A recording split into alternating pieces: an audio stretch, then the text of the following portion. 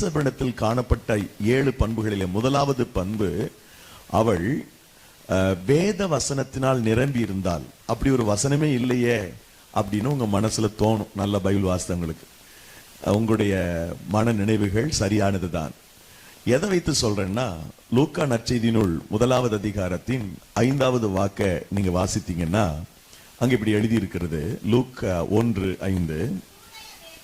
ம் ம் ம் ம் ம் ம் ம் ம் போதும். அவன் மனைவி